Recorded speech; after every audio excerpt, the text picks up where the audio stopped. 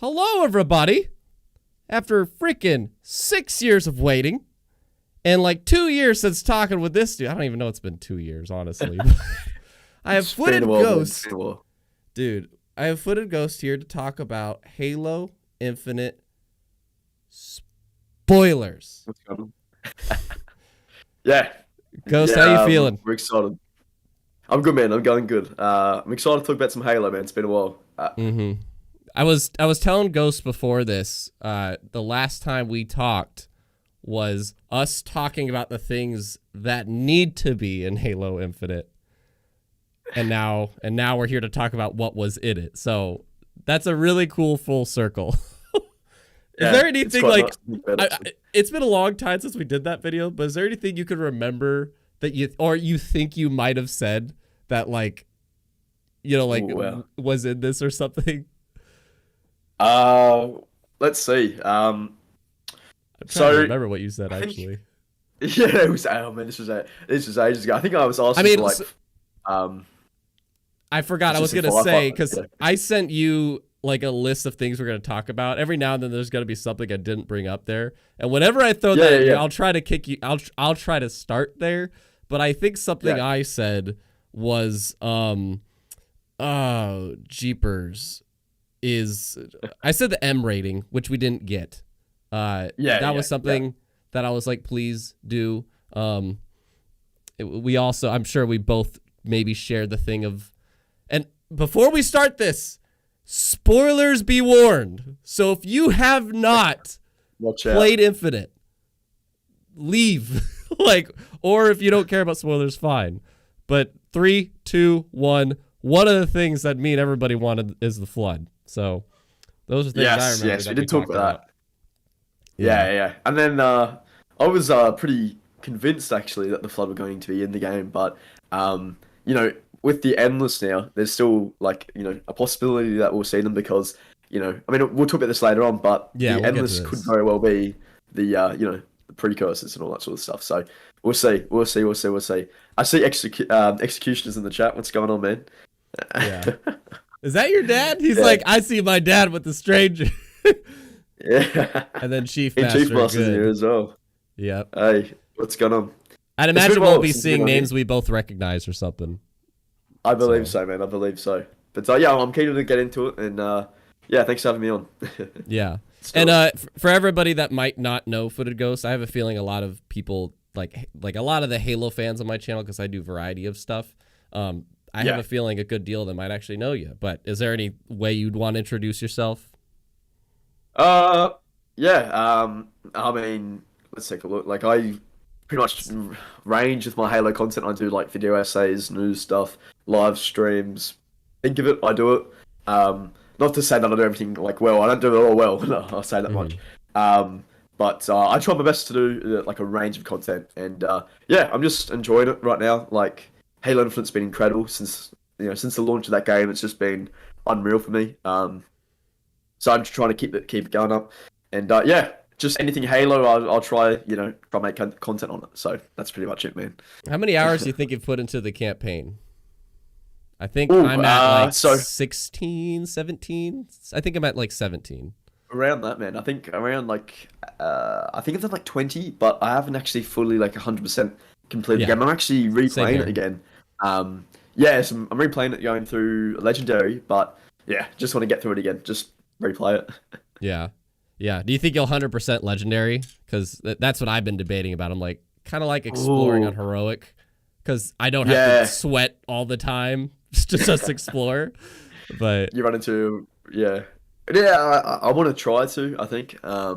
But then I also want to do Lasso on stream, which I think will be a terrifying experience.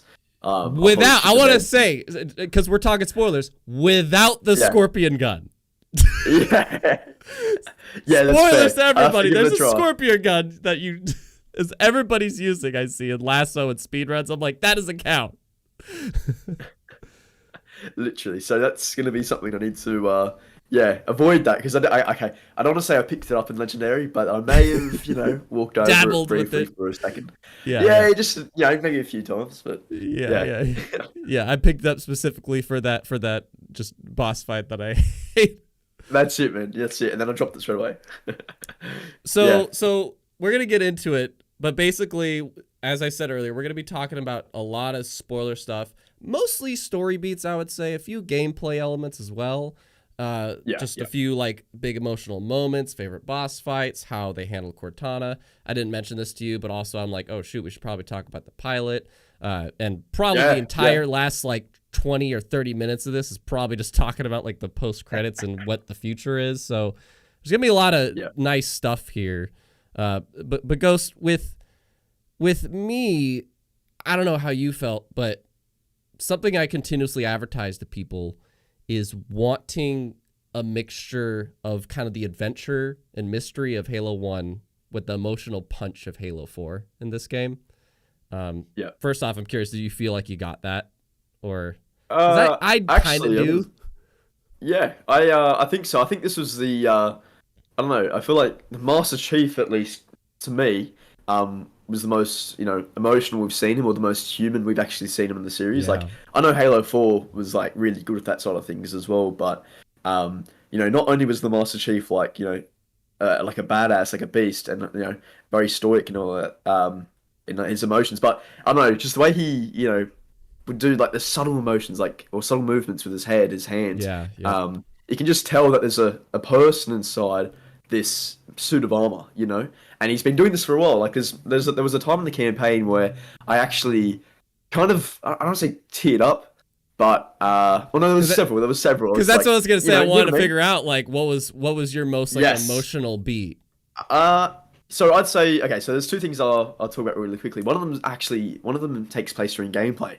So the first one though is a cutscene, and I actually posted this on my channel, and it was when he says to the pilot or Fernando that we're all human.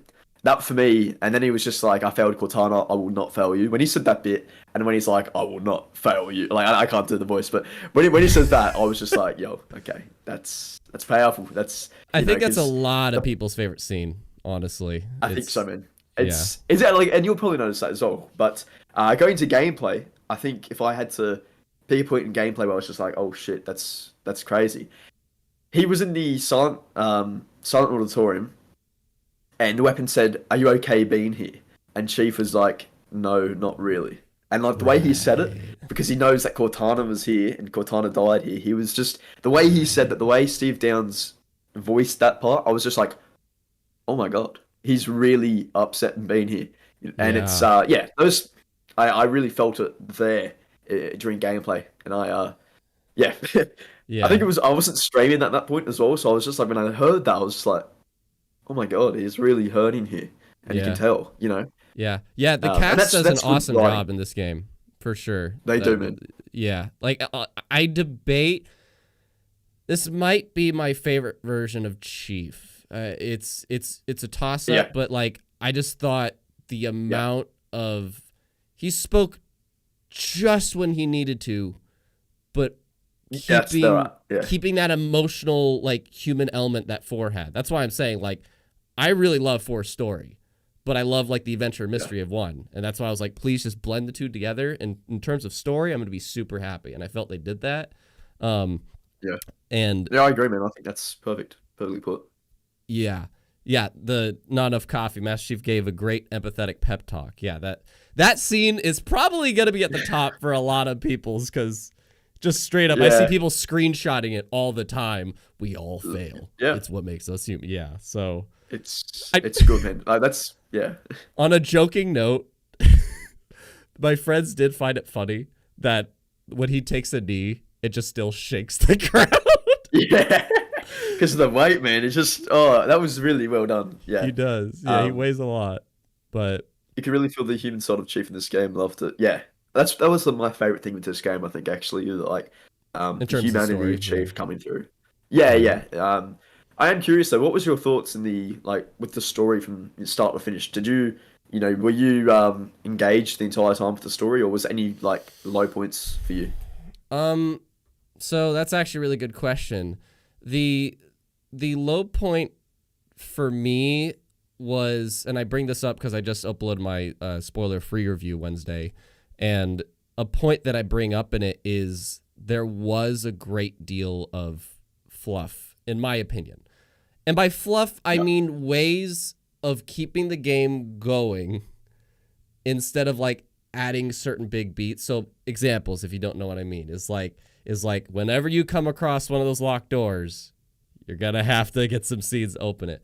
But then they put that into the story, and when they get to that second spire, Cortana's like, I could duplicate it if I get more data. I'm like, what do you need? And it's like, oh, let's go to these 4 towers. I'm like, all right. So yeah. But that wasn't necessarily a low point for me story-wise. It just did kind of feel like it was kind of a break. The same kind of goes for the anti-air guns. Like, there's still scenes among that long, traversing the land that was good.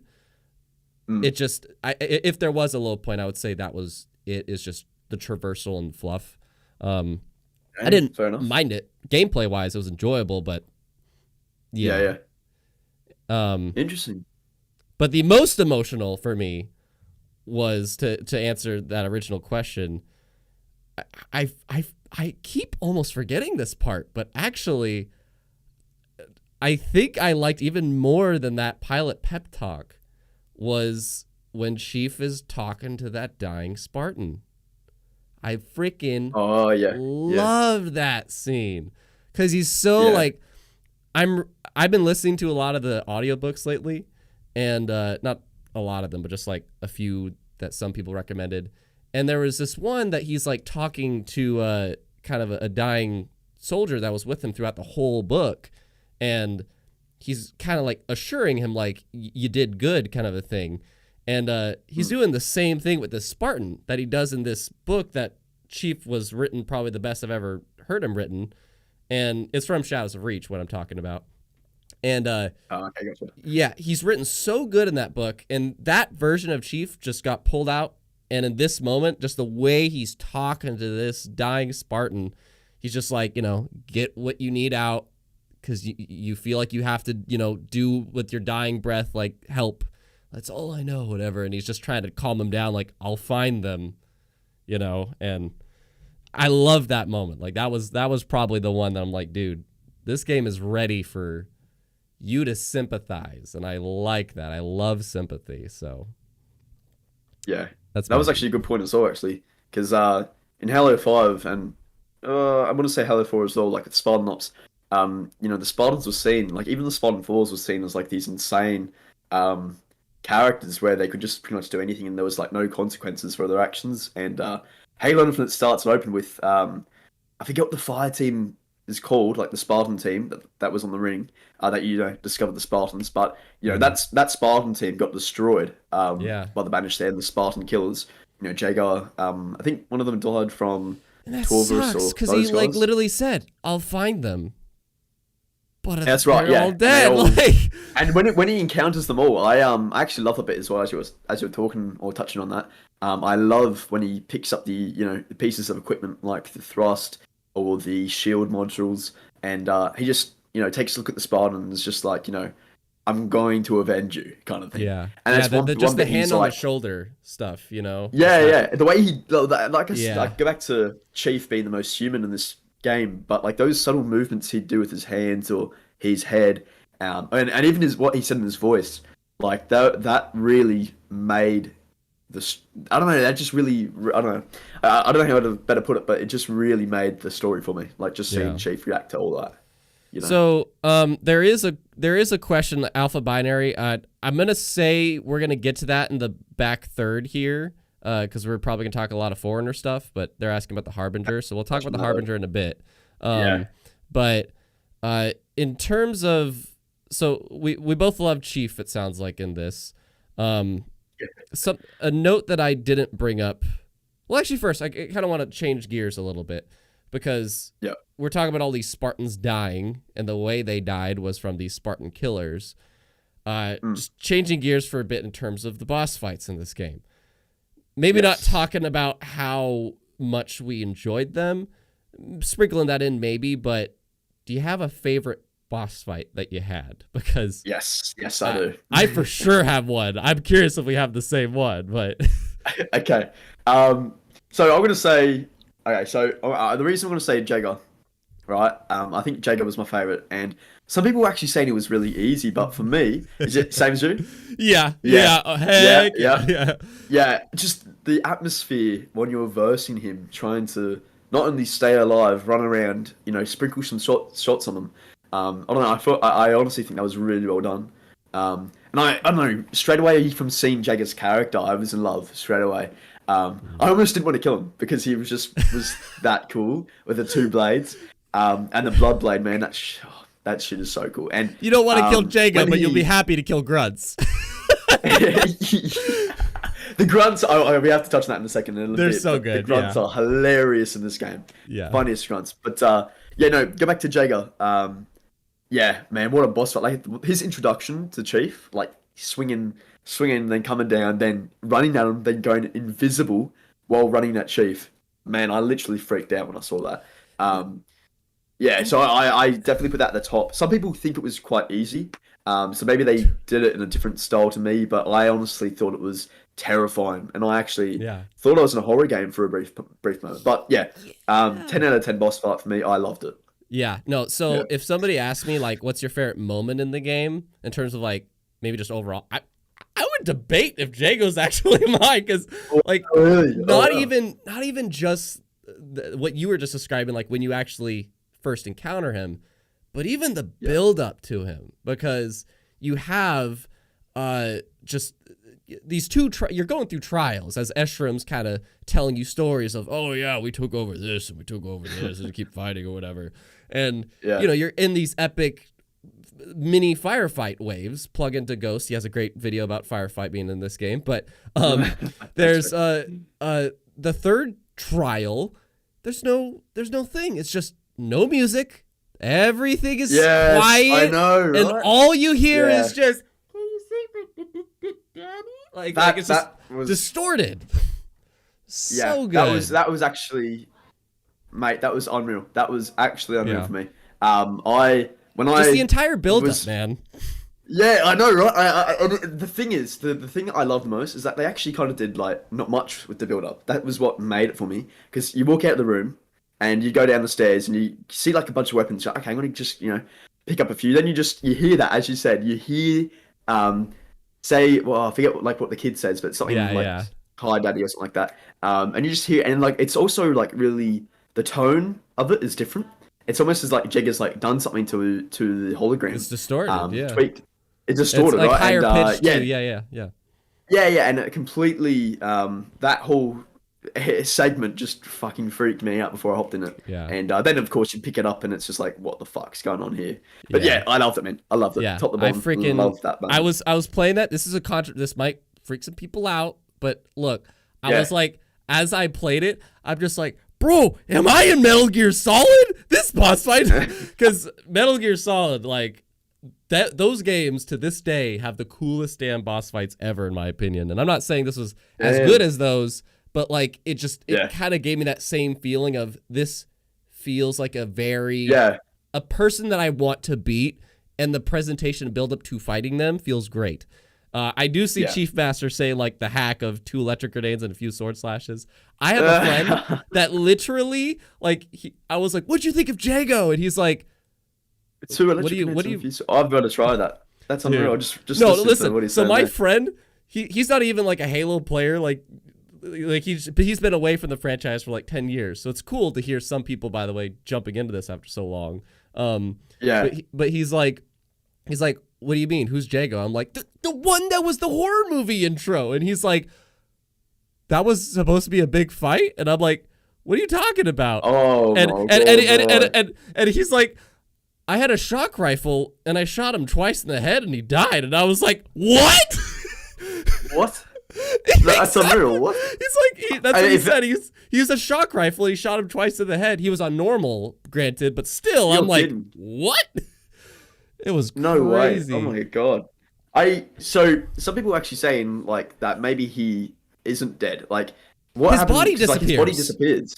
That's right. Yeah. I was gonna ask you if that happened with you, because I'm like, where did his body go? And and honestly, when I saw that, I mean, some guys actually did it in my comments of that video I did, and I was like, what are you guys talking about? And then I watched it back, and his body actually disappears, and there's no evidence of his body, and I was just thinking to myself, like, what if he was like really injured and got out of there before, Yeah, he just went trying to stay alive, invis. and Yeah.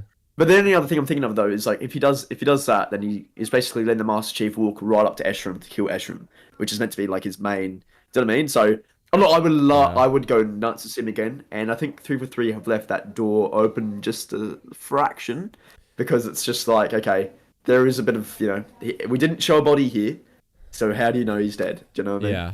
Yeah. And Esherim was terrifying too, and mostly the back half. Yes. Mostly the back half, because the first half it's like, all right, this is typical, but the back half, yeah. he is just freaking rushing you. Literally, yeah. And on Legendary, I bet you that's a one hit. I bet you on Legendary that's a one hit kill. Oh yeah. I'm actually nervous to get up to that part in Legendary, but yeah, I loved actually every single boss fight. I think the one that was the most lacking for me was actually the one where it was Torvarus and Hyperius against, where like one of us in the brute chopper, and the setup was cool, but we just had no connection with these two characters. So for me, in terms of going in, it was just a matter of just, okay, hide, kill them. That's it. I didn't really have a connection with them. But I actually have a feeling that there was like supposed to be some story with them, because in the toys and some of the leaks I've seen, they were a big deal in the marketing and like the toys. So I feel like 343 scrapped a big part of the game where we would have encountered them, seen them maybe one or twice in the story, one or two times in the story. Sorry, and yeah, I don't know. I just feel like there was just not enough build up with those two. It was just like, oh, hang on, you've destroyed the towers. Sorry, you've destroyed the AA turrets, and now you've got a mini boss fight against these two, who you've got no connection with, So that was probably the lowest one for me. And so, to give you this grunt opportunity, but it's just mostly because I want to talk about like the bigger beats. Your feelings on the Banished, I guess, because I want to get to the Pod and Cortana, but like the Banished in terms of them being an enemy, like for me, that same friend of mine that hasn't been with Halo in many years, he was like, so why are the Covenant now the Banished? And he said that like halfway into the game. But he didn't really know. They have that intro with like, they're showing like, there's no more prophets, and there's no more, not the prophets. But that's really the only scene that kind of gives you context. But I liked them. They had various different, it was very jarring to see an elite holding a freaking commando sometimes, or brutes with rocket launchers and stuff. And they, story-wise though, I just love their sense of we bow to no one. That's something even Halo Wars 2 didn't even kind of touch on, is you understand, especially if you get through Halo Wars 2, you understand what they mean by that. But just that statement, we bow to no one, we're free. And another favorite moment of the game is probably just the Chief grabbing Esherim in his arms. Like, I like the Banished in this game. I was very happy with them. How about you? Yeah, no, I agree. I think the introduction to the Banished in this game was awesome. I think Esherim stole the show for me. Like, Esherim was fantastic. I loved seeing him on the screen. Like, I think for me, he was definitely one of the best villains I've seen. I'd put him up there with Truth, in my opinion. I loved seeing Esherim on the screen every time. I don't know, it might sound a little thingy, but I just think, to me, Esherim's voice, the voice actor killed it. Whoever was voicing Esherim, man, killed it. It was so damn good. I don't like threatening in the way he would just talk to the Master Chief, But also there was like respect whenever he was talking to Chief. So yeah, for me, Esherim was like a 10 out of 10 character. I loved him to bits, and also his ending was great. I loved how he was saying like, my legend will live on after me dying, blah blah blah. But the Banished overall, I love the aesthetic, the feel of them. Yes, they are gameplay wise similar to the Covenant, but that's why Halo works. I think Halo should never go away from that too far, because like they can throw in new factions here and there, but the Banished are another way for 343 to keep like that similar gameplay style, gameplay loop in the game. Like I don't know about you, but I hated the Prometheans. Did not like them at all. Besides the lore, I love the lore of the Prometheans, but when it came to gameplay, I did not like fighting them. I was really gonna say into I one like bit. what they are in their introduction, but just gameplay wise, they got kind of Gameplay wise, no. yeah. The Banish though, and also this is the first game where we fight elites and brutes together at once, which I think was really well done. Oh, I didn't even think of that. You're right. Yes. Yes. So Yeah. that's the big thing as well. Not everyone like I don't see many people talking about that actually, but yeah, a this good is the point. first game where we see the two fighting together. Halo 2, you actually encounter like during the Great Schism, the Master Chief's on High Charity. He actually witnesses brutes and elites fighting each other. So you never actually feel or see the two working together until Halo Infinite. So yeah, I think like gameplay wise, this game has got a lot going for it. Which is Yeah. great. Yeah. Yeah. But I think the dialogue also goes with that. Again, like that's kind of general view Yes. details, but like just it's cool to have the variety of species. Like you said, like I didn't think about that, elites and brutes fighting side by side, but just the amount of Yeah. dialogue they have, that's another thing that kind of makes them stand out this go around. Oh man, 100%. Especially those Yeah. grunts, man, I'm telling you. Oh, hang on. Actually, Executioner. Yeah, you're right. Reach. So Reach does Oh, have the that's elite true. yeah, it does. Yeah, It that's does. true. It does. It does. Yeah, But good this, catch. I want to say the brutes are a lot different though in Halo Infinite, where you have like different That, styles. again, Like you've like got the Berserker brute. You've got the different ranks of brutes, like the freaking rocket launcher brute. the freaking rocket But launcher so dudes, man. They ticked me off no, so that guy, much. unreal. Like that was the second variation of the flood, rocket launcher flood. So yeah, um, literally, I got so pissed off playing against that rocket. Because they have That brute, infinite but ammo. They literally will just stay far away yes, and pickpocket you. Yeah. bang, bang, Yeah. bang. Yeah. Anyways, we have to kind of keep moving, but Yeah. because Go there's for a it. lot to hit. But Yes. I guess just kind of brief notes about the pilot. My main thing I kind of want to hit you with is, I have a feeling, I have a guess as to what you might say, but there was a few folks of mine that thought the pilot was like super annoying in the first half, and I can understand because he's just nagging you all the time because he wants to leave, and Chief's the exact opposite of that, and so it probably annoyed a few people. And then in the back half, he doesn't exactly have much to do because he gets kidnapped or whatever. So I'm just kind of curious, how did you feel about that first half? And like I understood it. I understood because he literally just wants to go, but Chief's the worst person to be with if you want to do that. At the same time, is because of how powerful he is. So it's like I don't know what to do, but I guess I'll stick with you. Yeah, that's right. Like that's an interesting point actually. So yeah, I've noticed like very mixed reviews with the pilot, like Fernando.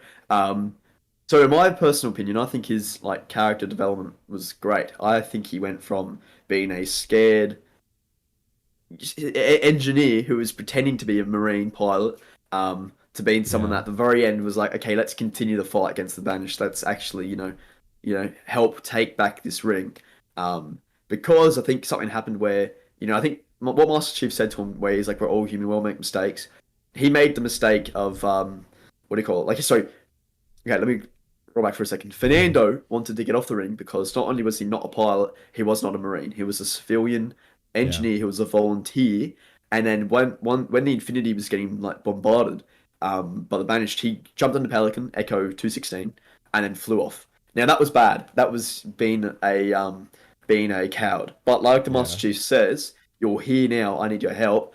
We all make mistakes, and now he's just got to, because he's got basically like a second chance. He needs to use what he's got now to help, the UNSC with what he can. So him being a pilot, he can like fly the Pelican.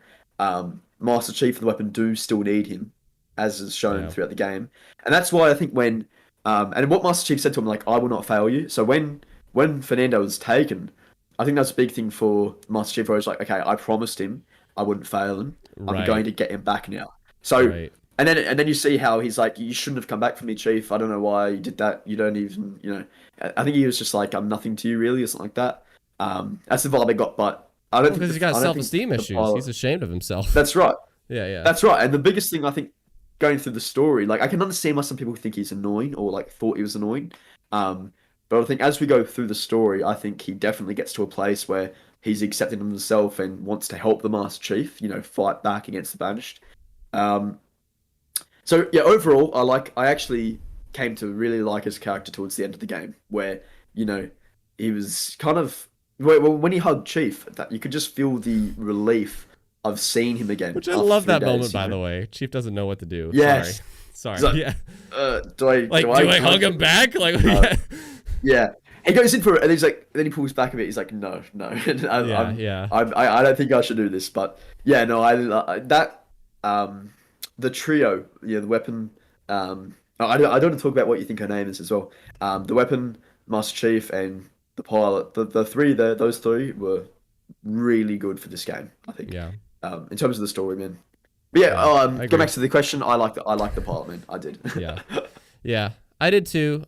There was a part of me that was a bit worried about him being, just there was somebody, I don't remember if it was a review or something, but somebody brought up this point where they felt like they haven't felt like a tight knit, not quirky, but just this kind of like a group of characters like this since like Johnson and Keyes and all that stuff. Yeah, because they felt like these are actually like characters with certain behaviors. Like, the pilot's he's got his accent and his cowardness and willing to give Chief a hard time and stuff. And that kind of element too of him not being military. I didn't even actually think about this until talking with you just now, but he's kind of got this element of a civilian talking to Chief because he's not. He does. Because if it was a military person, right. he'd just be like, "Sir, yes, sir," all the time. But because he's a Exactly civilian, he's backsassing Chief a lot, and so because he doesn't know better. He doesn't. That's the thing, man. Like as you just said, that he doesn't know better, and also he's been stranded in space for 6 months. So imagine what that would do. And I don't know if you knew this as well, but his pistol had 1 bullet in it. He was saving that just to finish himself off because he thought no help was coming. And he wanted to go out on his own terms, right? And I think that was really well done as well.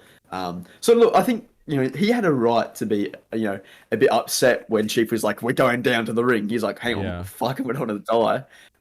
But the game takes place in like a few days, right? So mentally, for the pilot, he goes through a shit ton from being almost dying, like death's door, right, to now on the freaking ring helping the Master Chief fight back against the Banished, like the state from that, the mental state must be nuts. So I can understand the breakdown, but I can also understand why people may not like the character. But I personally think there was a right for him to be upset and annoyed.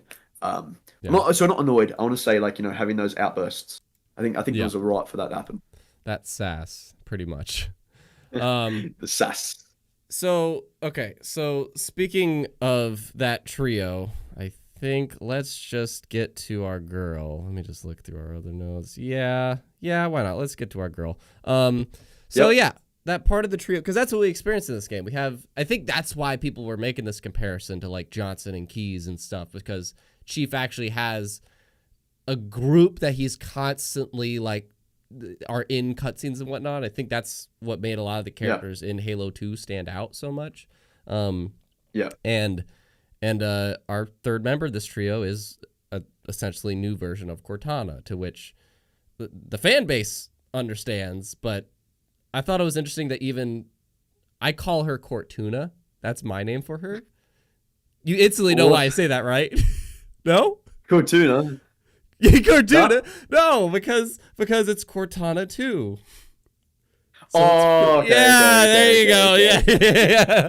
So it's Cortuna, but okay, gotcha. Yeah, and it kind of rolls off the tongue nice for me. I was either going with that or Kapana, aka for copy Cortana. But anyways, I like Cortuna better. But yeah, I was slightly worried about how they would handle her and Cortana, and just I don't know, because that was a lot to deal with after Halo 5 especially. But they had a lot of work to do there. Yeah, so I guess my question is, in terms of just Cortuna, how do you feel she added to the story?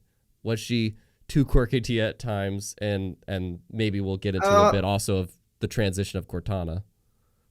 So first off, I think Jen Taylor killed it. Like the voice acting here, she deserves an award for what she's done. She has 3 different roles she plays in this. Exactly. She did. She honestly, if she doesn't get an award for this, there's something wrong. I actually really love the weapons character. I liked how, what do you call it? That you could just easily tell there was like a sense of not. I want to say innocence about her with like everything because she's just brand new to the world, and also not only innocence but also she's naive a little, where she just because she doesn't understand stuff. She's like, "What's wrong with this?" Or "Is that an enemy?" That's not an enemy. It could be a friend. I think, and also like hearing her voice, you can really easily tell it's like a younger Cortana. Whereas when you hear Cortana talk, like the way Jen Taylor does it, you just know instantly that's Cortana, the actual Cortana. Yeah. And then when the weapon talks, it's the weapon because it's just a bit more free and young with the way I don't know how she does it, but you know what I mean, like. Yeah, there's just that tone of voice and the way things are presented. Yeah, it's just like you could tell like one's been doing this for 10 years and the other one's kind of just like excited to start doing it, kind of a thing. Yeah. Exactly right. So I thought that was brilliant. And also the way she like developed towards the end, where it was like, you can delete me now, Chief, and then Chief's like, no, we'll do it together. I thought that was really awesome.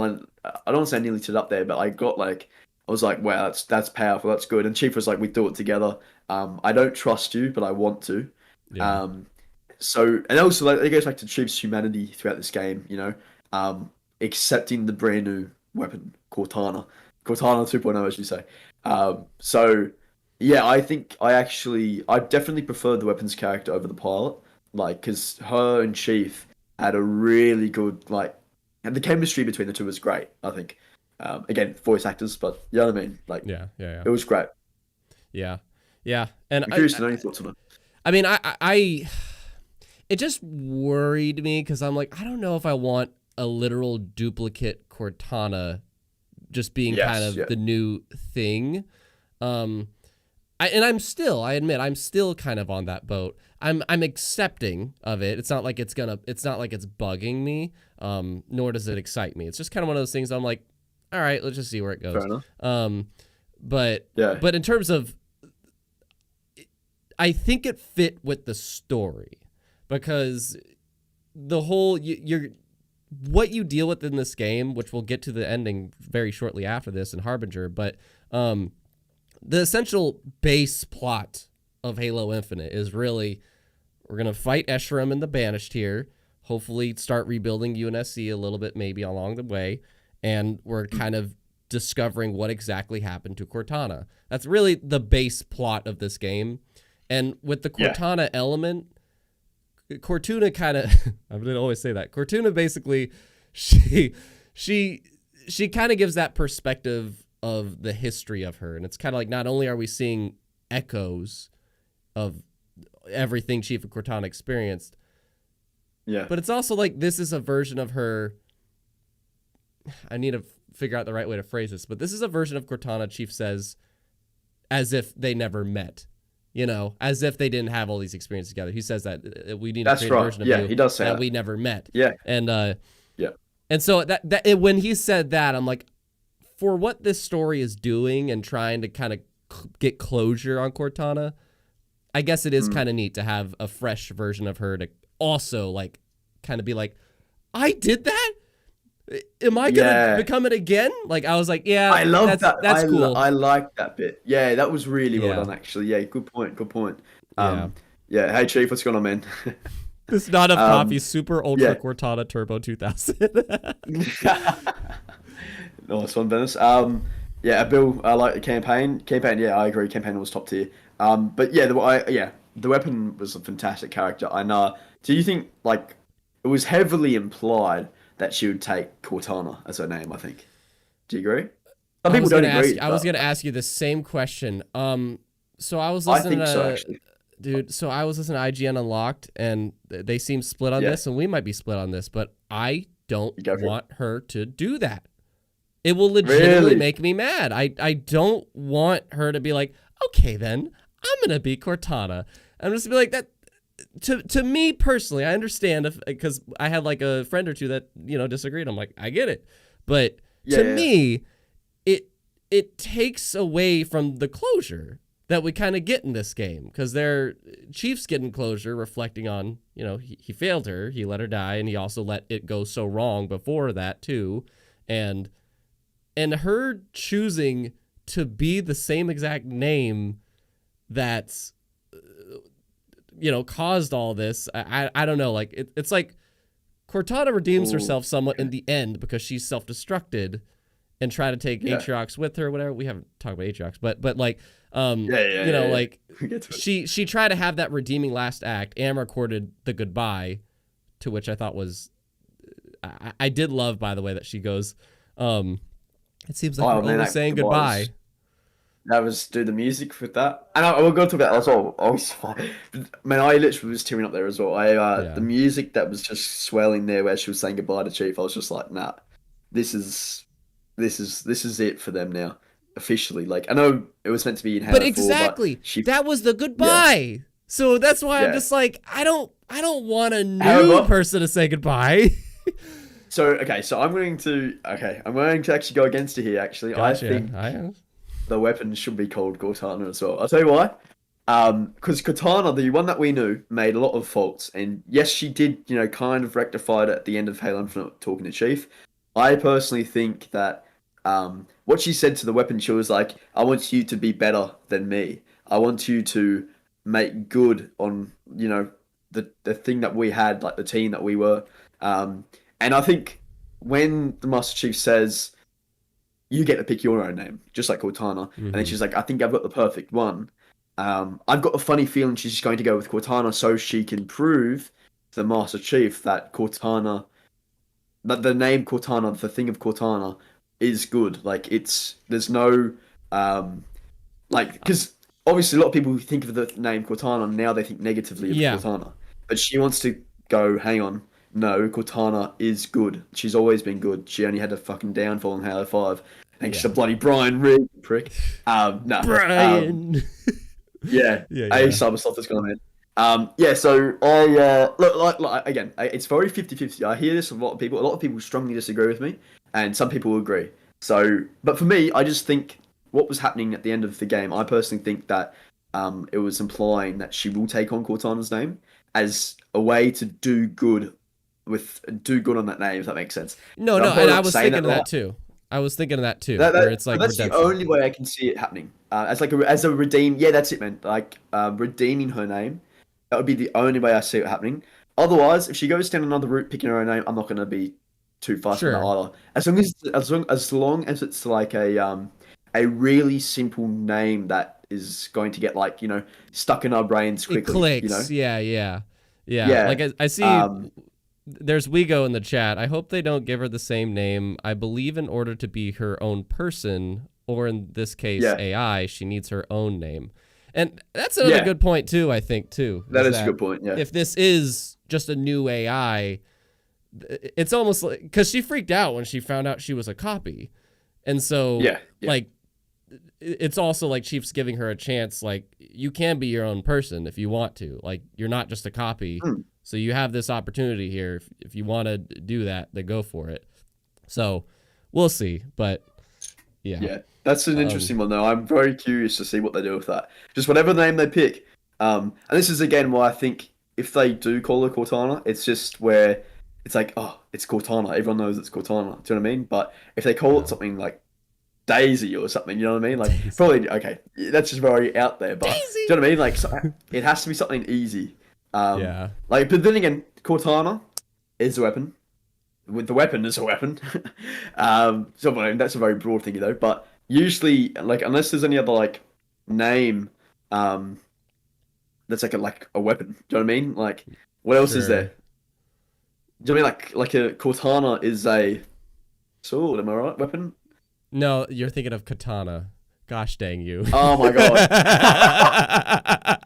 Okay, never mind. You son of a bitch. Never mind. Oh my god. If this was Twitch, I'm like, somebody clip that shit. But oh god. It's fun Daisy. I remember Daisy. That's not enough copies just said that. Yeah. That's true. Spartan Daisy. Yeah. So because so I want to get to kind of the bigger Yes. the end of this call basically, but just super quickly, did you have any reaction to Aatrox being in this game? I was over the moon, man. Over the moon. Okay. I want him to be the Thanos of Halo.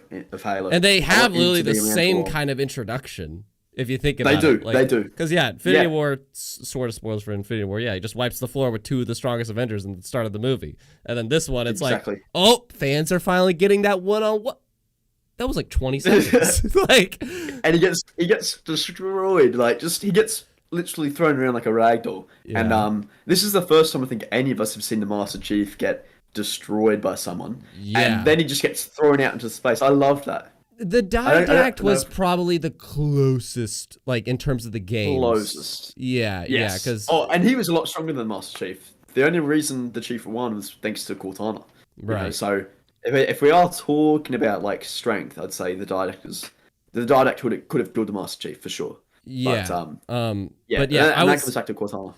I was telling everybody if Aatrox shows up in this, I'm gonna fangirl out a bit, and I was like the whole time during the scene too. I'm just like, is that him? I couldn't believe we saw him at the start. Yeah. I agreed. But then he's not in the rest of the game though. I don't know. That surprised me. Because you see him at the start, but then it's like I knew Eshram was meant to be the main bad guy for this game, as you probably did as well. However, when I saw Aatrox, I was like, are we going to have Aatrox in this game? Is he going to be the one overseeing Eshram? And then he just dies off screen. But yeah. He dies. All they said was just lost. They couldn't find him. Yeah, he just went completely disappeared, which I'm guessing is just because of the Cortana moment. He must have just been there and that happened. But what I was expecting, it's very, I won't be specific here, but just kind of vague spoilers for Jedi Fallen Order. Did you ever play that game? Oh, I love that game. So the ending. I thought it was gonna be something like that. Just the last. Oh, right. There's the final boss, and there's something afterwards. I thought it was gonna be something like that. That's Aatrox. Yeah. But if anybody cares to see that, but yeah. Ooh, okay, so one thing I will say is I think the ending, after killing the Harbinger, I think that bit fell the tiniest bit flat for me. The tiniest after Cortana, and the thing was crashing down. I was hoping we'd go outside to find a warthog and we have to escape to something. I was really, really hoping for a warthog run. I know that sounds really bad and nostalgia wise, but just teleporting out of there, it was cool, but it would have been so cool if we had a mini vehicle segment, because that was my only thing with the campaign. I think that was lacking from someone who loves vehicle moments and vehicle segments. We just didn't get enough of them. There was only one really memorable one. Totally agree. On the road, Yeah, totally agree. Yeah. That's something I was telling folks, something I really wanted through the campaign was those grandiose Halo 3 moments, I would say. Yes. Which we didn't get, and that's because I think they really lean towards the Halo 1 side of things. Exactly right. That's... and there's not as much UNSC around either, so maybe that's the other reason. UNSC is not a part of the story at all. You have to do that, in terms of the in-game, you know what I mean? They're not part of the cutscenes, they're not part of the missions or whatever. Yeah, so that's... No. Which is and again, that, as you said, goes back to the CE theme of just being the Master Chief on the ring, with Cortana, or this time the weapon, but he's also got the pilot, which is kind of like Fohammer, if that makes sense. He's very similar to that, but once you get the Wasp unlocked and you have the Scorpion unlocked, you can have those vehicle moments for battles, but the only thing is there's no there's no Scarab moments. You know what I mean? Right. I was really hoping for that. Right. But with that said, I think we can expect to see those moments in a DLC, because I don't expect them to do another massive open world yet until the next Master Chief story, or the next Master Chief bit.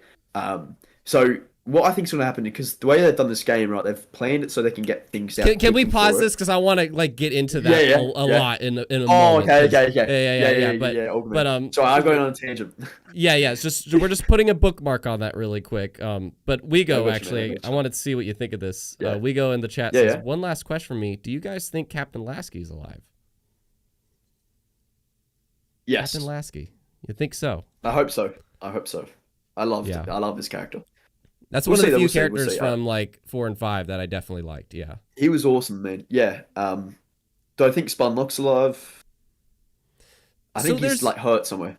Yeah, because there is, I don't know if you saw this. Like I put in our notes Easter egg stuff, but there is like there's a propaganda tower that says he felt really good. Like that's why he's wearing it on his shoulders. So everybody's like, oh, that's confirmation Locke died. But I think they're leaving it open for a Spartan Locke DLC where he's not going to be wearing like Spartan armor, and I think he's going to be, or maybe he is, like, but not his head, like helmet. And maybe we'll have like a stealthy type thing where he's running behind banished lines, you know, taking people out that way, and they could even bring like assassinations back for that, where Spartan Locke can do these things. But look, we'll see, because the thing is, his character's not liked, man. So we'll see. Right. Definitely something smart with him. In terms of Lasky, there is. So I've been collecting a good deal of stuff. And there is. I love the audio logs in this game, man. Same, man. Same. They tell such good stories to like fill the gap instead of just kind of like side stuff you don't care about. And the side stuff too is like great Marine stories. But anyways, there's one that's it's pretty much all from the battle that's in the intro of the game, and there's one that you hear literally Locke is like heading towards the ring in a drop thing, and he's like, I'll see you guys down there or whatever, good luck. And so I don't know if I said Locke by mistake, sorry, I meant Lasky is heading down. So you get confirmation that Lasky did go onto the ring, you just don't know what happened to him. So it's a big ring, man. It could have ended up anyway. I'm gonna say I hope he's alive. I don't know, but I don't think that's a character that they would want to kill off screen. No. I at least would hope not. Exactly. Yeah. He's like a new Captain Keys, man. So I don't think so. We'll see. Yeah. We'll see. Oh, which, by the way, I love that there was a little cameo of Keys. It was very brief, but you get to hear that voice actor kind of. Maybe it was from the Reach animation show or something. Maybe, I'm not sure, but I liked there was a ghost that you see, just Halsey and Keys talking. I'm like, yay, little Keys loves. Cool. That was pretty cool. Good callback to that. Yeah.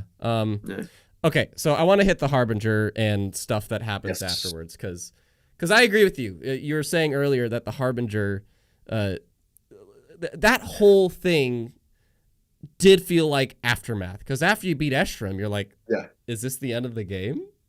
Because you just feel like Escharam's the main baddie.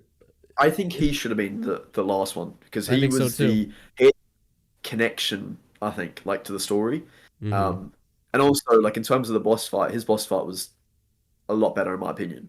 I know, like, Hidden Xperia, he loved the boss fight with the Harbinger. He thought it was the best one in the game.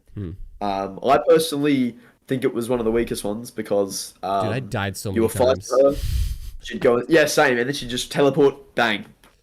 And there's so many people assaulting you, you don't have much cover. Like, at all. Yeah, exactly right. Yeah. And you got to, like, kill the wave of enemies, and then it's like she goes in the shield. Kill the wave of enemies, kill her a bit, she goes back in the shield. Then she comes out, then you just got to finish her off. But I like the character of the Harbinger. I think she was cool. The voice actor did a great job. The voice acting in this game, I just want to say that, as I've been saying. Yes. Voice acting, man, was really top notch in this game. Very great. The Harbinger was good. I think she could have been better if we just saw her a bit more. But I think that's really it, though. Just a little bit more. Because just a bit more. Like Escharum, we were constantly saying Escharum. You know, loved him, man. But you probably love him because of how much we got to see of him. We saw him. So, but if there was just a little bit more of Harbinger, just like maybe just another scene to give context. because she seems sympathetic in the end, because she's like, I forget what she says word for word, but just like, you should have everything you need. Tell them I'm sorry it took so long. That sounds like something we should, even though she's our enemy, she sounds like she was really into what she was doing, but we have no idea what she's doing, so we're not connected with it. The Master Chief wasn't her enemy per se. It was more he was stopping her from, releasing the Endless. And then as we find out, we'll get into that as well, what the Endless are and what's happening with them. But, Alec, Infinite Forges, man, what's going on? I just see you in the chat. I saw he's here. Welcome, man. Yeah, and what do you call it? I just think that, I just feel like the Harbinger, the way she went out, after that, it was like, okay. Then once I saw Cortana, I completely forgot about the Harbinger. I was just like, okay, here we go. And I got emotional seeing Cortana again. And the way she said goodbye to Chief, and she chose to appear to him in, the Halo 2. I don't know if you recognize it, but it was in the Halo 2 style. The hair was down to her, shoulder a bit. Yeah. I don't know if it, if I made that connection exactly, but it definitely felt like that, yeah. Oh no, I made it afterwards, but not during the first playthrough. I wasn't like, but during the first thing, I was just because the music, man, I got really thinking the music in this game. As I said, the music in this game might be my favorite soundtrack. It is that it's good. Really I love good. what it's insane. I keep listening to it. Same. I keep listening to it. Yeah. I would put it up there with what Marty's done. I would honestly put it up with what Marty's done. Obviously you can't beat the classic, what Marty's done, what the classic shit he's done. Michael Salvatore and Marty, but the three composers, they killed it, man. They killed it with this game. I haven't heard a lot of Joel's stuff, but Gareth, the composer of Ori, and Curtis for Starbound, there was a lot of moments during the game. I don't know if you did this, but because I'm decently familiar with those two. Exactly. I was like, I wonder if he did that. Yeah. Oh, that's definitely Gareth. No, this was actually Gareth. Oh, that's definitely Gareth. I was doing that through the whole game. But that's any emotional beat, I'm like, oh, that's Curtis. But anyways. That was really good though. Yeah. Yeah. So I do wish there was more depth to Harbinger. That's pretty much it. I feel like there's just there could have been just one more scene, and they had her as last because this is the part I want to talk about. They have her as last to give you this idea of more. You have the what's the AI's name that you have a boss fight against twice in this game? I can't remember his name.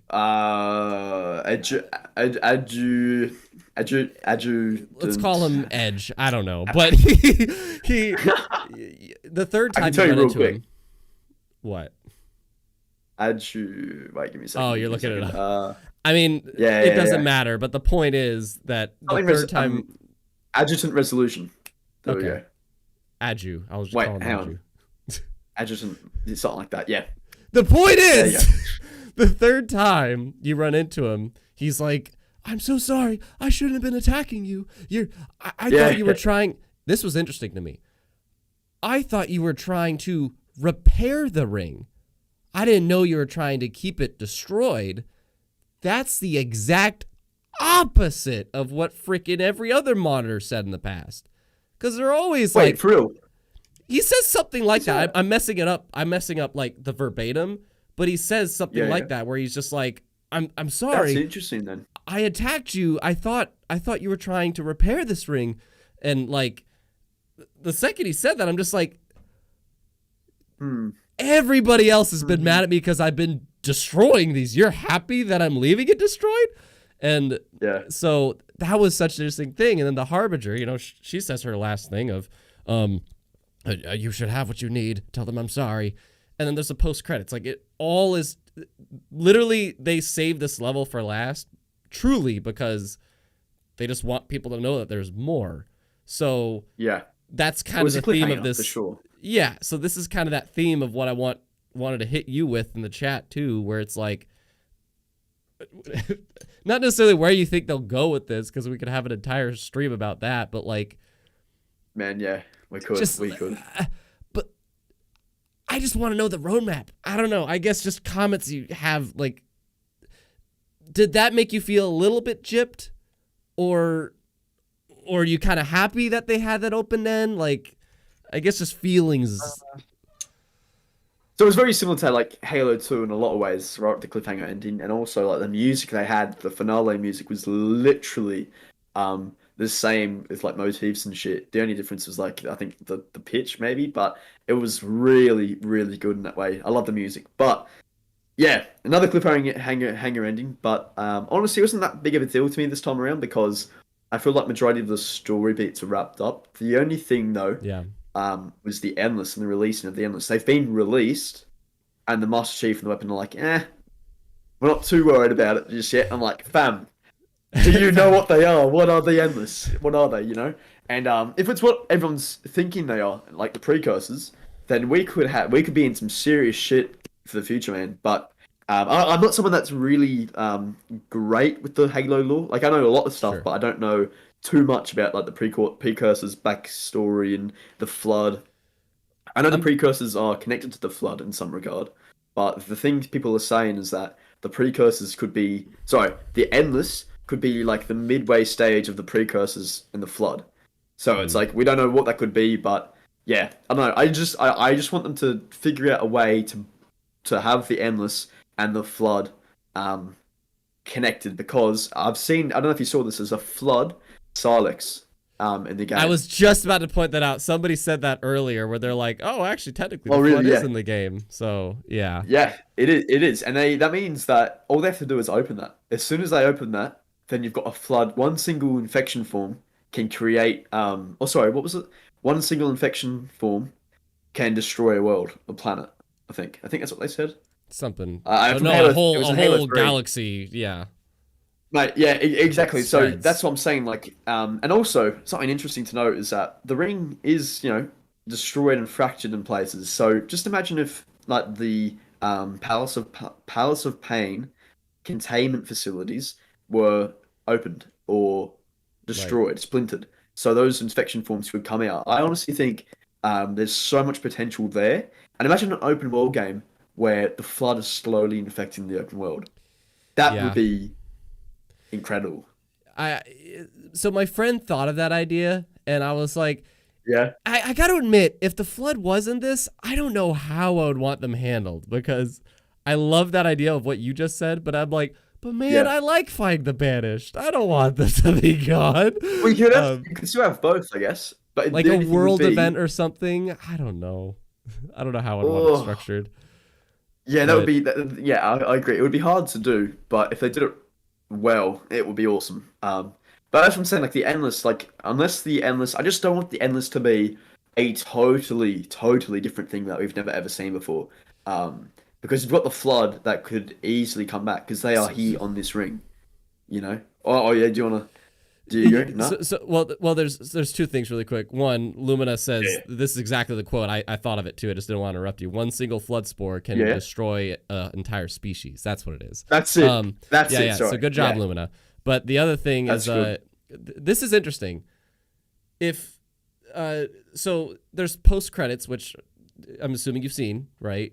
Yes. Yeah. Yes, So, yes. good question. Did you see the legendary one yet? Did you spoil that for Yes, yourself? yes. Okay, because I did that. I was like, dude, I know I haven't been I had to, legendary. Exactly. Like I'm gonna have to see it at some point. So yeah. Yes. But Yeah. anyways, Did you like it? the legendary ending's crazy. Yeah. Kinda. Yeah. Oh. But Offensive Bias, man, is in the lore, if I remember correctly, he was like one of the most powerful AIs that stopped the flood, yeah. if I can remember correctly. Yeah. So for him, like so yeah. so I'll get to that in a sec. But like Yeah, we've got so much, man. I could tell you. Yeah, you I know, cut me but off. the note that I wanted to bring up is because you were saying like I Yeah. hope they're different from the flood. Yeah. I think my friend might have pointed this out, or I thought of it, I can't remember. But notice a lot of these, what are they called? I'm calling them tablets. Silence? I'm calling them tablets. I think it's That's solid, easier to but say. yeah. But Yeah. a lot of these scriptures, tablets, whatever, there are a lot of them blue. They're all blue, if you recall. That's right. They're all blue. And Yeah. even the floods.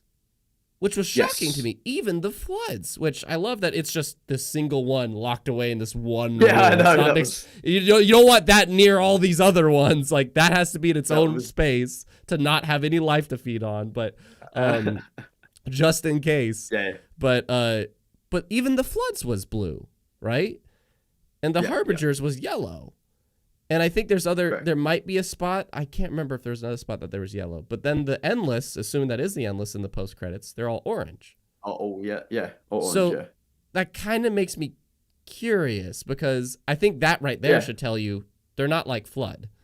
Because Yeah, no, I know exactly right. Yeah. because I don't know if the colors mean anything. Maybe it means age. I don't know. But like, And there's a lot there, man. There's a lot. If they are as bad as what they're saying, like, I'd say they're more, sentient than the flood. I just, I don't know. I would love to have like a horror vibe come back to the games. This Yeah. is why I want the flood back. But I was so happy when I the found endless- caves. So happy when I found Oh my caves. gosh. Yeah. But like with the endless, there are, literally an infinite amount of, routes they could go or routes they could go with the endless, But Yeah. Hidden Experience made a video actually, and I watched it because I was just curious to see what he thought about this ending, and he thinks that I'm curious to know if you agree. He thinks that the precursors are going to be connected to the endless. Now, if that's true, then the endless could be far worse than the flood, far worse than the flood. Right. Well, and that's what they But, say. yeah, I just Cortana says that. Right. She said She like, did say that, yeah. the flood. What there's things worse here than the flood. I'm like, how could you know that? Yeah. that's what I'm saying. Yeah, so that in itself is quite terrifying to think of because isn't the flood meant to be the most terrifying, creature in the universe?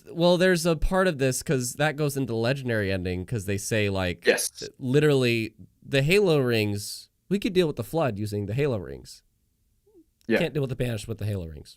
It doesn't do anything to them. So it's like, this Yeah. is something that can't be killed potentially. Like, yeah. So Literally, yeah, they had to lock them up, prison them. So it's quite terrifying to think about that. But I just hope they whatever direction they choose to go with that, they just make it well, Which is why I don't know if you've seen they've actually copyrighted the Halo. Sorry, it's like Halo the Endless, I think. So maybe that's the next I did hear about next that. campaign segment.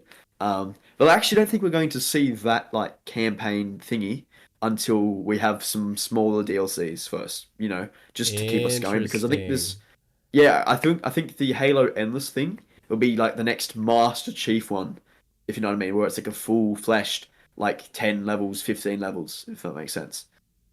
So I don't think they're going to do that the entire time. I could be completely wrong though. I could completely get it wrong when they release a freaking campaign thing for the Master Chief next year, but I think I kind of want to We'll ask you this and the chat too. Legendary Master Chief, you're popping off with some decent theories here, I see.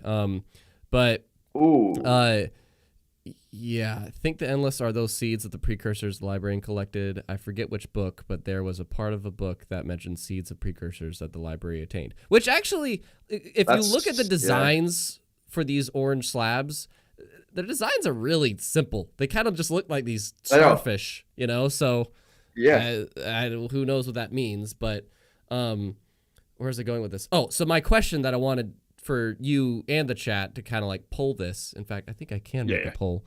Yeah, you can, I think. Yeah, I'm gonna do it right now. So, I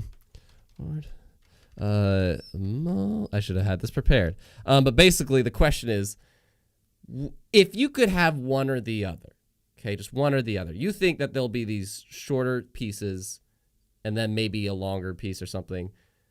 Would you rather have kind of maybe like an every other season, or maybe every 3 seasons, something like that? Let's say every 2 seasons, you have like a short little episode you can play. Kind of like a bigger version of Spartan Ops because they release like a little thing you could do every week. But this one maybe like just a little bit bigger, but you get it every 2 seasons. Or every maybe year and a half or 2, you get a bigger portion that like, it's kind of like maybe half the length of the campaign or something. Yeah. So that's my question. Would you rather have a lot of episodes that you get kind of continuously, or a bigger piece that you have to wait a lot longer for? So I'm going to just okay. This might sound a bit, ambitious here, but I would personally like to see like a campaign thing come out like every, 6, 12 months at least. At least. Now the reason I'm saying that is because I think 2 or 3 were mentioning Did that you with say the 4 to space 6 engine months? no, 6 to 12 months, like something Six 12 like months, every okay. yeah. So short periods of time where it's like a season or two. Like as you said, we're waiting for like a decent sized like mini campaign. Sorry, that didn't make sense. So, and like a mini campaign, but then also as well as with that, alongside that, I also want 2 or 3 working on the Master Chief's campaign, like a core campaign, Hmm. where it's like a similar length as the actual Halo Infinite Become campaign, right? Which is the first one we played through. Hmm. And they actually called it Become, right? So I think what's going to happen Interesting. is I think we're going to get like a story thing, like you said, but it'll be like maybe shorter thingies, shorter stories where maybe one will get one on the Arbiter or like Locke or Jerome. What's he doing with the Spy Team? Sorry, with there's so many things that they can do. They can even do an ODST thing on set of Halo, like stuck on a segment of the ring where the Master Chief is nowhere to be seen, and it's just like you have to fight back and stay alive. That would be awesome. And they probably wouldn't even need to do too much for that. They could just use and like kind of copy and paste a lot of what they did in the first campaign and just make it like a smaller area and just make it an ODST team trying to survive. That would be awesome for a couple of months. But I think what's really important is that they need to also have the Master Chief's like actual campaign, like the second campaign, the Master Chief. They can't wait too long for that. I think at most, I think will be like 2 years maybe. Like I think if I we're think if we're so. waiting longer than 2 years, then this is a terrible plan. They need to just make another Halo game. But yeah, I don't know. I'm So hoping it's quick fire, man. I'm hoping they're quick. my thing is they took so long to make this game, So and long, they yeah. kind of had to.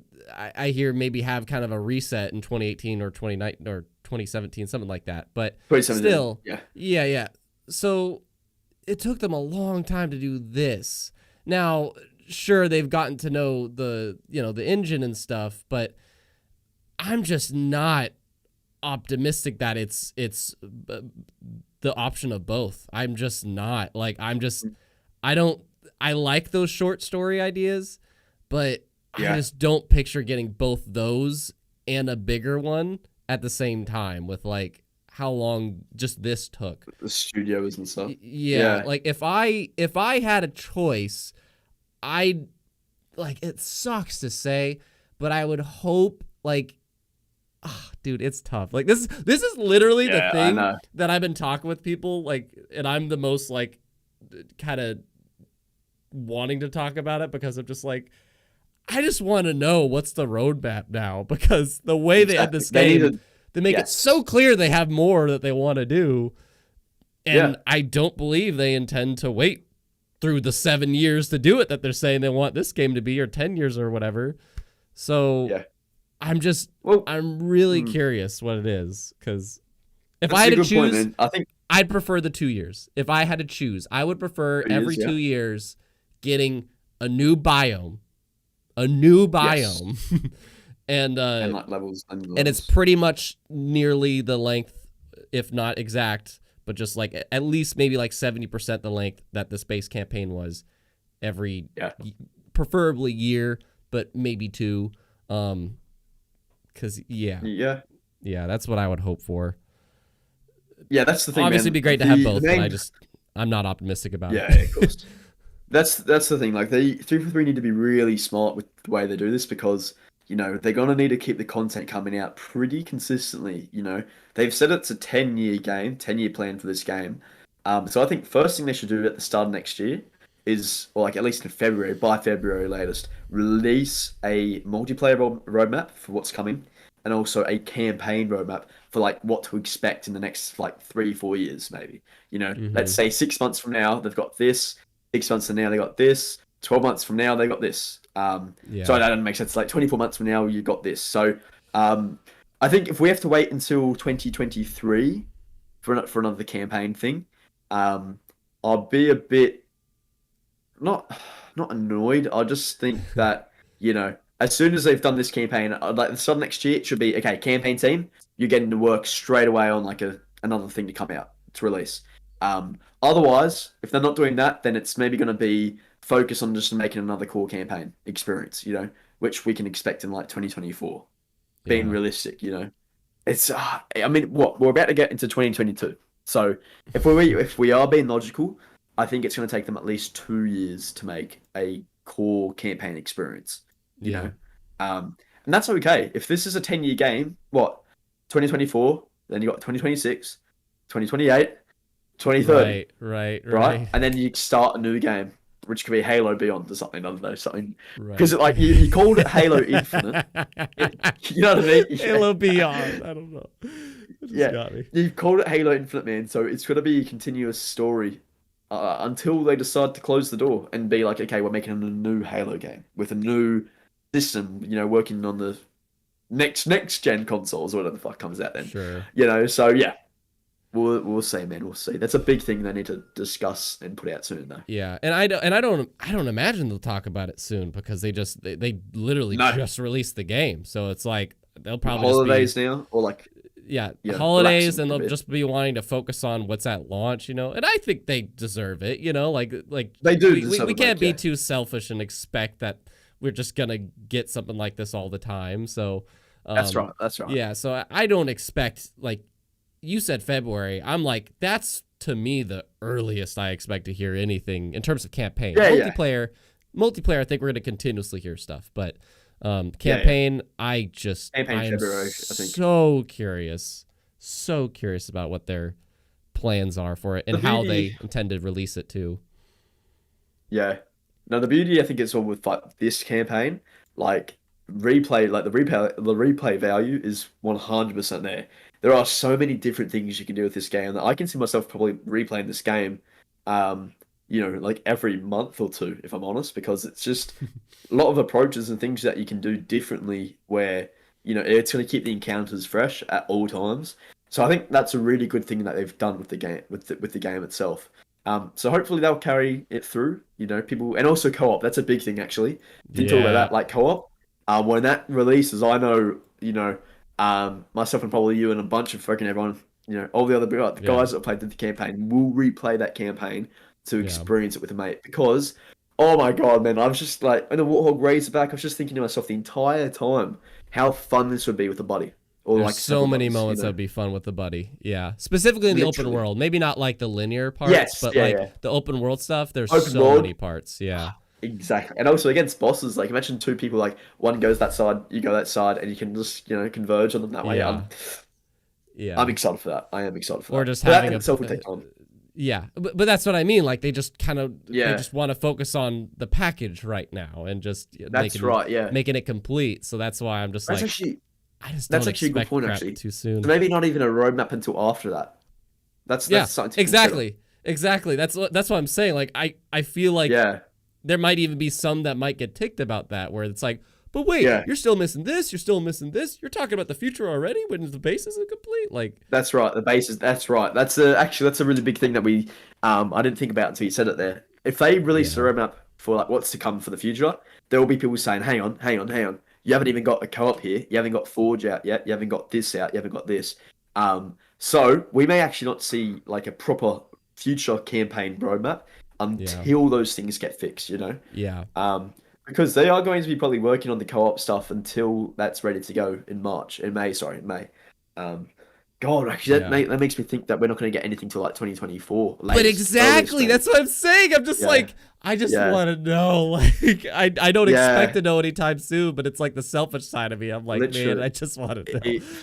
I want to do my best to respect. You guys just work on it. You did a good job here, in my opinion.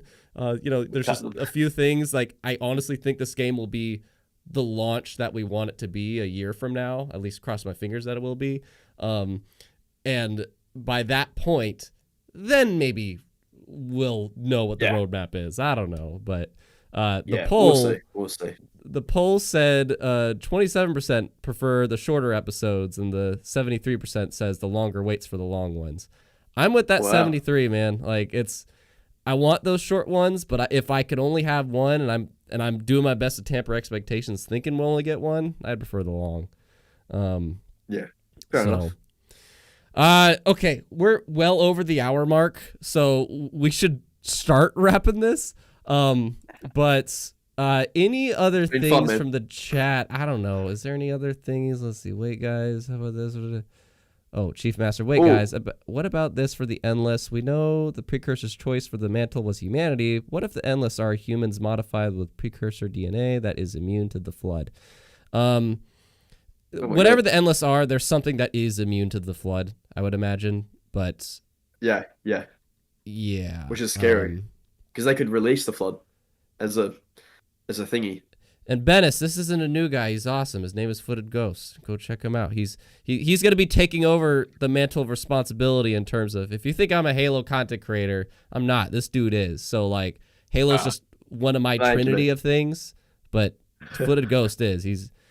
So that's the other reason. That's kind of subtly, like I'll say this live on stream, like completely transparently. That's kind of why I wanted you on, is because it's weird. It's really weird for me to be wrapping up my 3 different journeys I've had, being Smash Ultimate, Kingdom Hearts 3, and now Halo Infinite. But Halo Infinite is just going to keep going, as we've been talking about the past 20 or 30 minutes. So we'll see. Robin. But if you guys want continuous content, then that's Footed over here. So yeah. Thank you, man. Appreciate you. But Arbiter, where the hell is Arbiter? I know. Honestly, I don't need Arbiter. At this point, that's like a... Listen. To me, at this point, it's like a fan service thing. Do I want to see him? Sure. But I'm not going to throw a fit if I don't see him. Like, that's...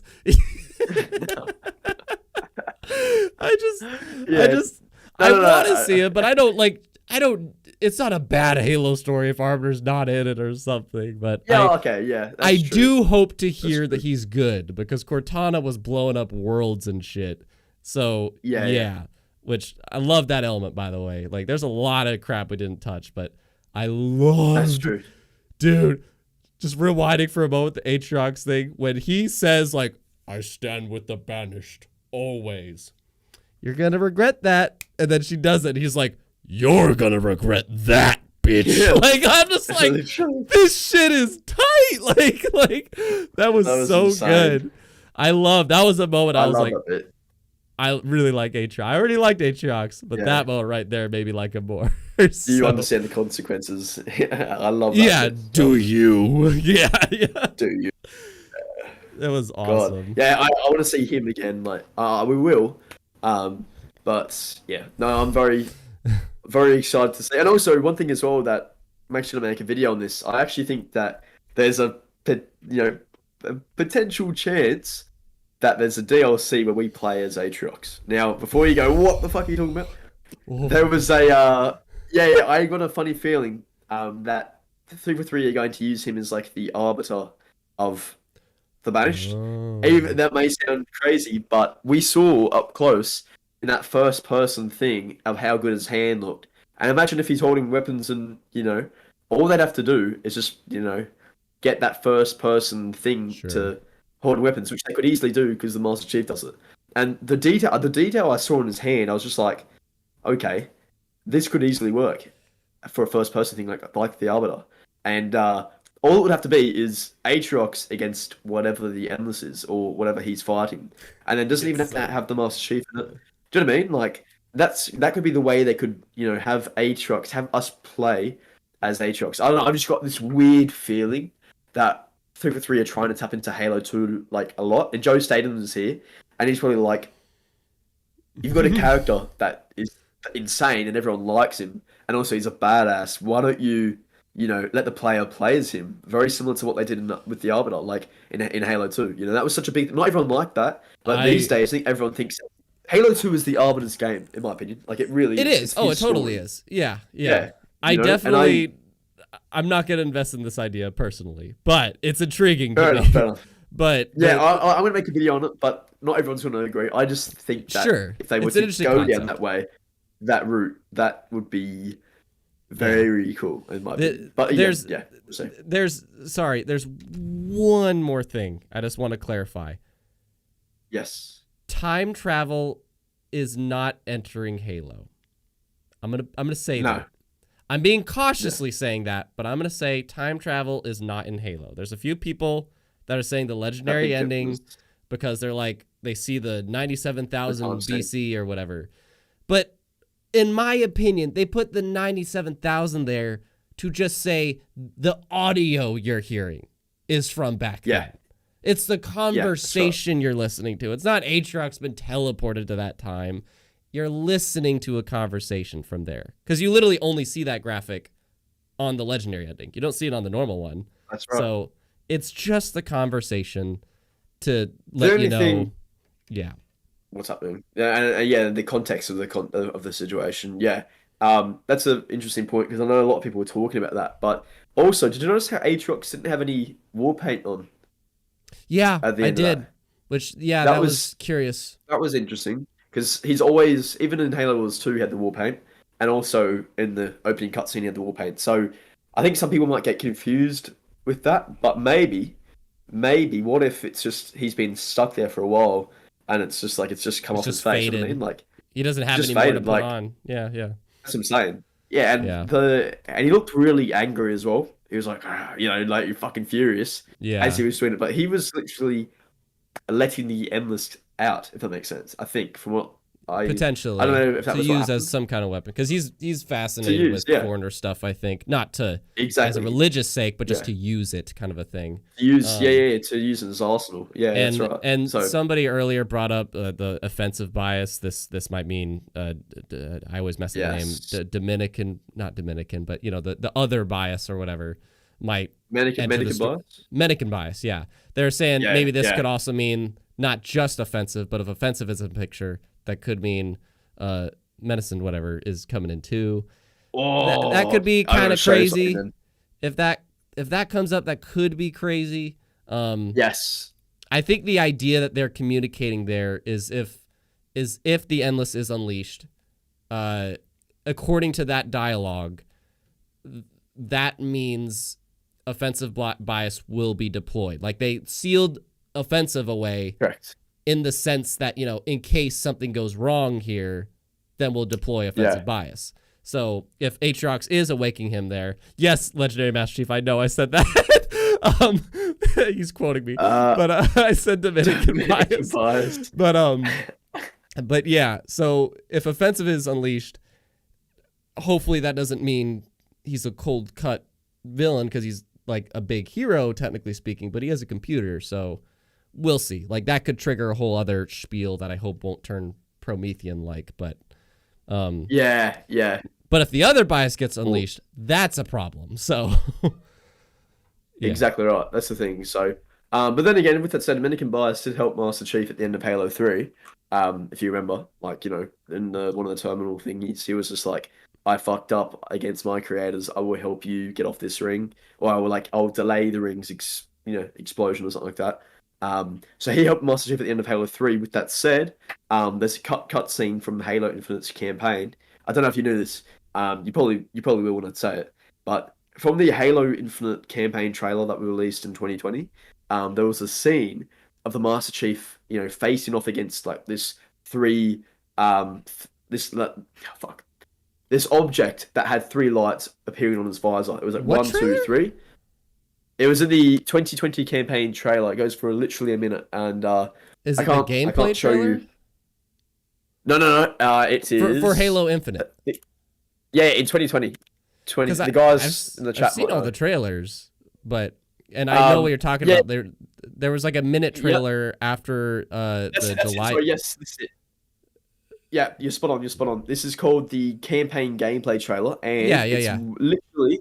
It's a minute 20, second 25, second 26, and you can see 3 lights. One here on Master Chief's visor. Now, that scene is not in the actual campaign.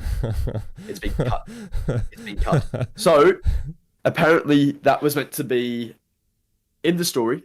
Sorry, not facing off, as Chief is saying there. But 3 lights reflected in his visor. Yeah, that's it. That's exactly it. So, take that as you will, but that was definitely cut from the game, and I think it's been saved for the future. And also, I think it's interesting to Oh note is my that, god! I'm sorry. I'm yeah, looking you at it see, now. you That see it scene now. isn't in the Yeah, game. Yeah, that's not in the yeah, game. But that's not but in the game. look, it's just 3 lights. It's just I don't know if my camera can Uh, show, but it's just it's got three to be mannequin. lights. That But could have been a it's literally got banished to be thing for all I mannequin, know. man. No. I mean, look, it could, as you said, it could definitely be something like that. But those 3 lights, they symbolize a lot in the Halo Yeah, universe. yeah. So I think it's either mendicant bias or offensive bias. And from what I've seen, I don't know if you'd seen this, but Halo Infinite actually had 2/3 of its content cut from the game. I was hearing about Two that. thirds. Yeah, So imagine if they reuse some of that stuff for DLCs where they could make something pretty quickly. So apparently we were meant to fight the Endless in the game, but they saved that. So my thought process is, what if they've created a lot of the Endless stuff, but they're just gonna refine it, polish it up a sure. bit more, and also maybe add some extra stuff into it to make it a bit more cohesive, um, Or for we'll like an get actual DLC, the or we'll get the Kojima director's cut for Halo Infinite. Yeah. Literally. So yeah, we'll see what happens. But I just thought that was a little cool thing. I wanted Yeah, to let you know because that was cool. I thought that was yeah, cool when I saw it. yeah. But yeah, Okay. Closing thoughts about this game's story. Just if you can, like yeah, under 2 minutes. Like I'll go first here, but like just yeah. Go for it. Go for it. I'm super happy with it. As we talked about, I liked the trio that Chief was surrounded by. Chief is like the most. In terms of the games, this might be my favorite Chief because that just added a lot of emotions to the story, and I'm enjoyed the banish, the boss fights, and I'm really the main thing I come out of this game with is surprisingly not reflecting on how good it was, but I'm just lingering on what the heck's next. Like, and that's very frustrating, but that's a good thing. It's like it was so good that I want more, and you're clearly wanting to Yeah. do more. So that's kind Yes. of where I'm currently at with this, but. Thank God Brian wasn't here because it was well done, in my opinion. It was. I think. And also like Joe Staten came in and pretty much put together. Well, I don't want to say put together because obviously like everything was done before he arrived. I think he just polished up a few things and was like, okay, keep this, cut this, keep this, cut this, because he is someone that created the Halo story, like the universe, pretty much. Him with Marty O'Donnell, like they created the characters and all of it. But and I sorry, so when I say created the characters, I mean like the story. He wrote the story for Halo 2. So he, I think, knew what was a good Halo story. So maybe he came in and thought, yo, this Well, ain't it. This is too much. Too much is going on. did you So listen I won't get to? into that. There's this interview with IGN he did part of their whole like Yes, first watch act. that. Did you listen to the whole thing? So yeah, and he Yep, explains watch what that. he did, and he makes it sound like Yeah, for the most part it was just like working conditions. That's what he made it sound like. yeah, He's like, yeah. there's 3 things I helped with, but 2 out of the 3 of those was pretty much just working conditions. So Mm. that third thing Well, I I think think is as just well. him giving like, yeah, that's pretty Yeah. good kind of a thing. But Is it doesn't want to. I think it's all. He doesn't want to take away too much stuff away from the 343 sure, devs that that's spent true. a lot of time Yeah, and hard work into it. Um, because as you know, like he came in very late into the process. But when he was talking to like I think in Bloomberg, he was like, "Yeah, no, I asked for this game to be delayed for a while yeah, because he was he saying fought the for that. potential Yeah, is there." That's right. So, and I think he came in and changed a lot of stuff. That's why they made him creative director, or like the top, top. I think he's like below Bonnie in terms of like status and like at 3 for 3. So that's great, and I hope he's there for the long term because he is awesome, man. He's awesome. To get onto what you're saying, like in terms of like a mini summary, yeah, I really enjoyed the campaign from start to finish. I had a fantastic time. Um, I'm playing through it again, and I'm still really enjoying every moment. I think the characters are fantastic. They really do carry the story. Um, the voice acting, my favorite from any Halo game. Jen Taylor, wow, Steve Downes killed it. And I forget what the pilot's voice actor was called. His name, Nicholas something. mm, He killed it as well. He did very well. But in terms of the overarching story, I think I'd give the story like a 9 out of 10. I just wish we saw more of the Harbinger and understood what she was doing, which I think was cut. I think it was cut. But Eshram definitely is my favorite character from the game, like enemy character. He just killed it. He stole the show whenever he was on the screen. If I had to, I know I would put him up with Truth. I would with Halo 2 Truth. I would put Eshram up there because he just stole the show for me whenever I saw him. Yeah, no. So I loved the game. I think it was great. There were obviously small things that I didn't like, but in the grand scheme of things, I think it was a great return to the core Halo formula and things that we used to love in a Halo campaign. So definitely 343's best campaign, and for me, it's up there with Halo 2 and Halo 3, and even CE. You know, so I loved it, man. I loved it. Yeah. Yeah. Agreed. Excited to see where it goes next.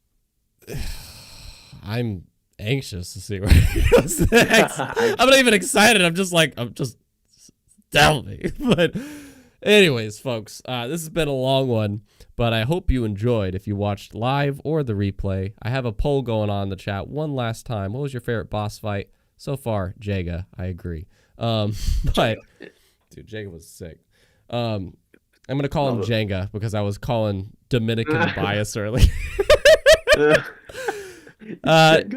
Footed, you working on anything right now that you want to plug in before we go? And just, guys, you know me. I love to build game hype. We'll see more, but Ghost, just quick plug in.